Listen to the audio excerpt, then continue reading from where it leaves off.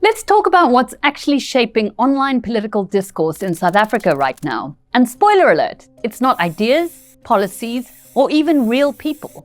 A lot of it is simply fake. What do I mean by that? Well, what we're seeing on X, formerly Twitter, is an industrial-scale flood of political posts pumped out by armies of nano-influencers who are paid to pretend they care.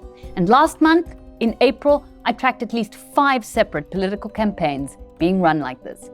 I'm Rebecca Davis, senior journalist at Daily Maverick.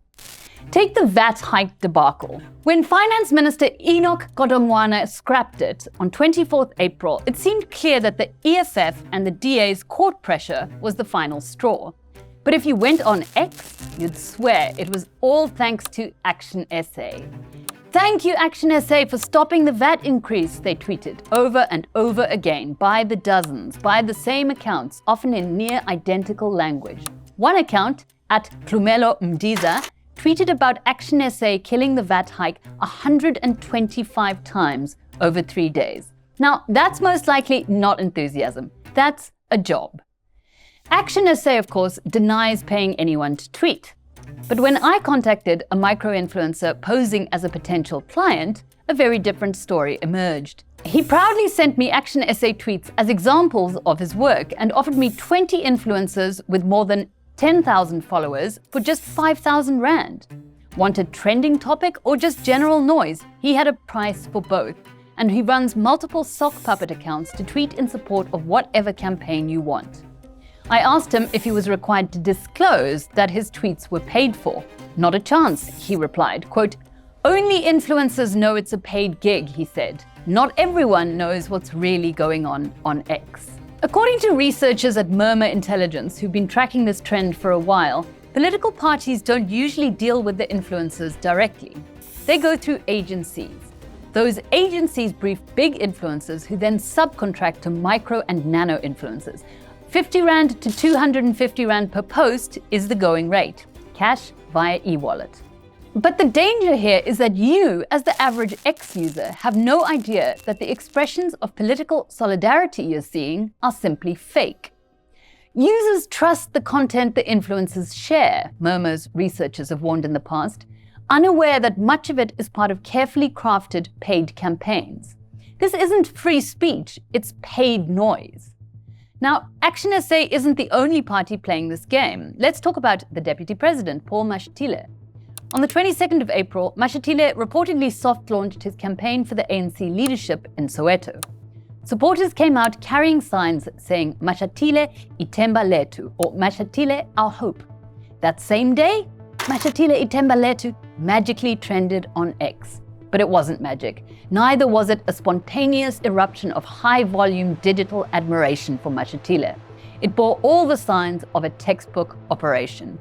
Murmur found a tightly linked network of buzzers, that's what they call accounts whose only job is to repost specific users over and over again.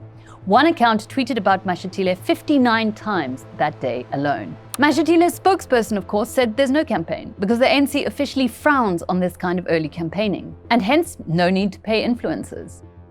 But here's where it gets really interesting. Those same accounts hyping up Mashadila, they were also posting about 3 other ANC politicians: Limpopo Provincial Secretary Ruben Madadze, Limpopo MEC Tony Rachuene, and ANC Youth League leader Colin Malachi.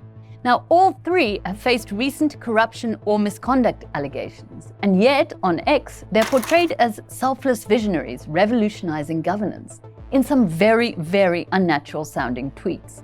One wrote of Ruben Madadze, quote, "Between the scenes of Limpopo's growing political cohesion is a humble but firm force. He doesn't need the spotlight, but his impact is unmistakable."